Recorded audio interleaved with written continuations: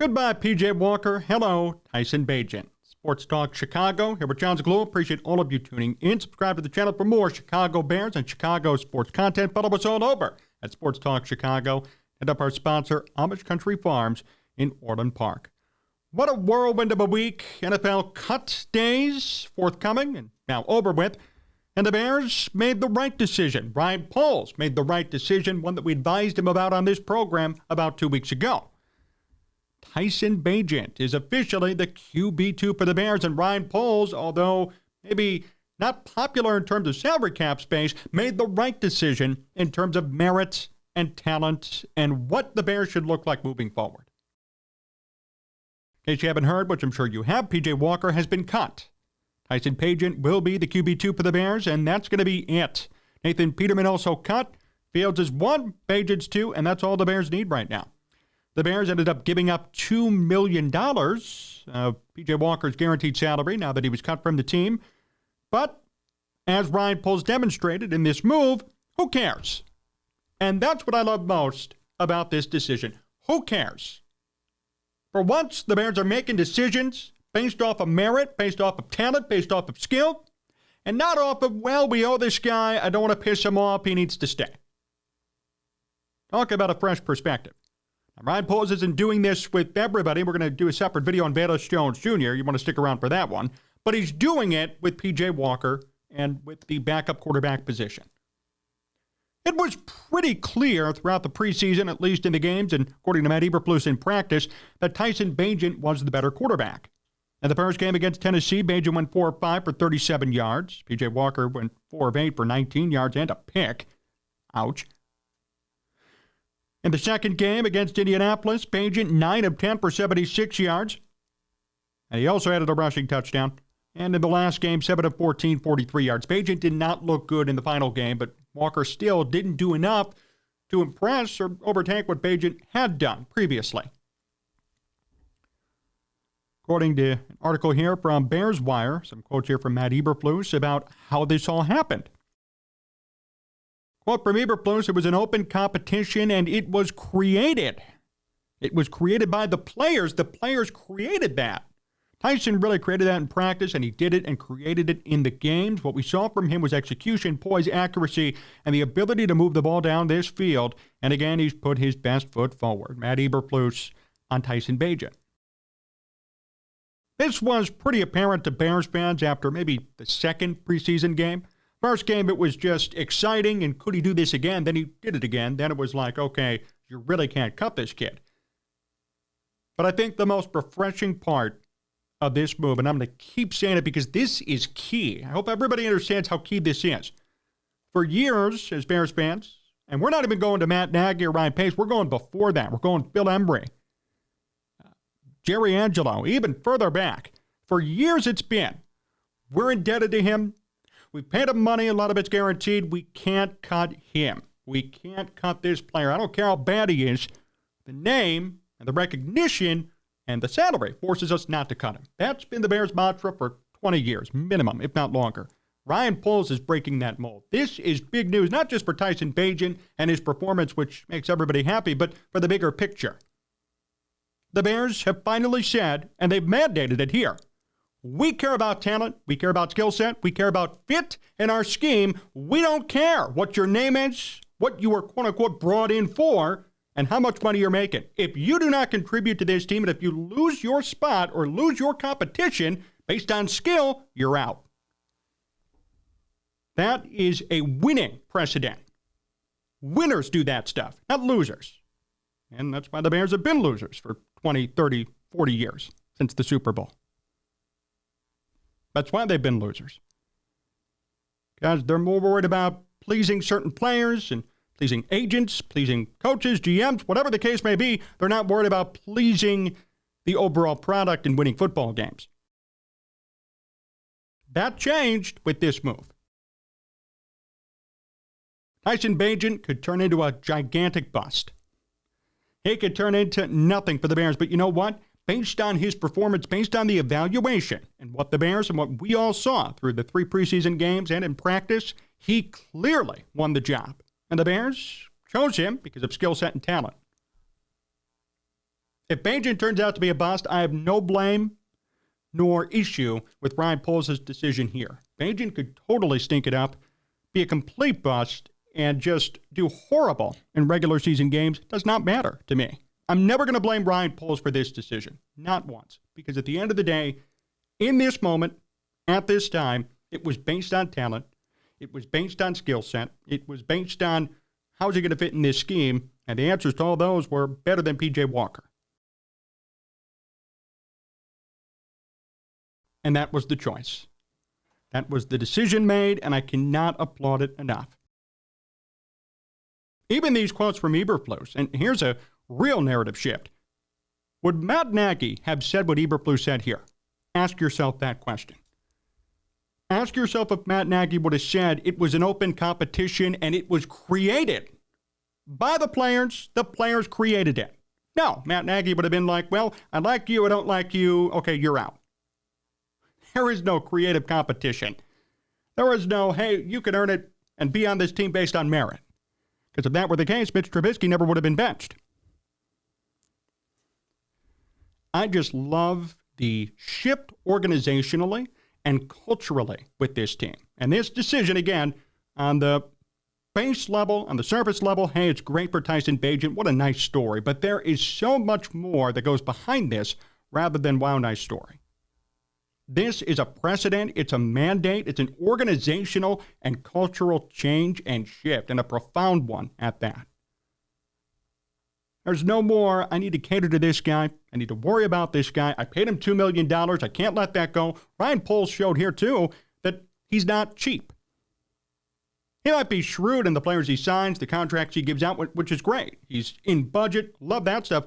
But he's not cheap in terms of, hey, I made a bad investment, I got to kind of hold on to him and see what happens. No, he's okay cutting $2 million if that means he takes the better player. So much positive with this decision, so much good with this decision. It's more than just they took Tyson Bagent. And I hope everybody understands it and recognizes it now, because this is what winning organizations do. This is what winning teams do. This is what good teams do. Think about the dynasties and the great teams over the past 15, 20 years, the Patriots. They bring in everybody. They give them lower contracts. If you're a misfit toy, per se, you come to the Patriots and you're going to win, and it's going to work out. Think about the Colts early 2000s, the Rams up until last year. I mean, all these good organizations, they care about winning first. Doesn't matter what your name is. Doesn't matter how much money you're making. If you're here and you're helping to win, if your skill set is aligned with the scheme in this team, you're going to stay and you're going to do good. And you're going to succeed and you will be here long term. The Bears for years prioritized patronage, prioritized favoritism, and politics. For years they've done this. That's why I said it's not even a Matt Nagy issue. We go back to Jerry Angelo and Lovie Smith. There were good players on those teams who were just in the doghouse and never played. They ran out Thomas Jones, who turned into a Pro Bowl running back in New York. They crapped on Zach Bowman, who was good on special teams and in the secondary. There were players in Lovie's doghouse, for really no reason at all, who went on to better things later. Fast forward to Phil Emery. The Jay Cutler, Josh McCown situation that year. Cutler kept getting hurt. That was an issue. They got rid of Brandon Marshall and Martellus Bennett, in my opinion, too quickly. Just because of an injury and a somewhat of a down year, but really not a bad year. Alshon Jeffrey leaves, wins a Super Bowl. They kept getting rid of the wrong players. And they were doing it for dumb reasons. And then even Ryan Pace and Matt Nagy. Mitch Trubisky is a huge example, but what about even Justin Fields in his rookie year? How they treated him with Andy Dalton. How they kept around Andy Dalton. How they kept around Nick Foles, who had no business and still has no business being on an NFL roster today. But they kept him around. They kept paying him. Chase Daniel, one of the highest paid backup quarterbacks in football history. And the Bears paid a lot of his salary for nothing. They just wasted money on people who had no business making it. But now look, refreshing, different, culture shifting, a different mentality entirely. I mean, Ryan Poles is just so above all of that. It's not even close. It's not even comparable. He's just so far above the sad, pathetic behavior of former Bears front office executives and head coaches. He doesn't play the favorite game, the blame game, or worry about who should stay, who should go based on name recognition. If you're good enough, you're going to stay. And if you suck, you're out. And that's it. P.J. Walker, I have a lot of respect for as a player and as a person. P.J. Walker is a man of faith. P.J. Walker went through the lowest of lows, going to the USFL to try and just revitalize his career. He was the MVP, turned it around into a contract, and threw a big Hail Mary, started games for the Panthers last year. At one point, he was their starter. And when the contract was signed initially, we did a video on it. Great move. NFL experience, USFL MVP, great story. Worked his butt off to get back into this situation. Certainly well-deserved, but unfortunately for him, he just did not compete enough and did not perform well enough. And that ended his opportunity here, like Matt Eberflus said. The competition was created. Because candidly, and this is what he means by created, it didn't exist. It was created, meaning that day one of training camp, gates open up and Lake Forest fans come piling in. Yes, P.J. Walker's the number 2, guaranteed almost. It was created because of Bagent's great play and Walker's subsequent decline. So they knew what they wanted to do. The plan was in place. And yet Bagent played spoiler and now won a position. And then even beat out Nathan Peterman, which Peterman played well in the preseason, but he's one of the worst-rated quarterbacks in NFL history. So I have no sympathy or worry about cutting him. That means nothing. So I could not be more happy with these moves. And I just want to emphasize again, there's so much more to this than good for Tyson Bagent. Although that's well received and certainly deserving for him, there's a lot more to it than that. Ryan Poles chose a new era of thinking.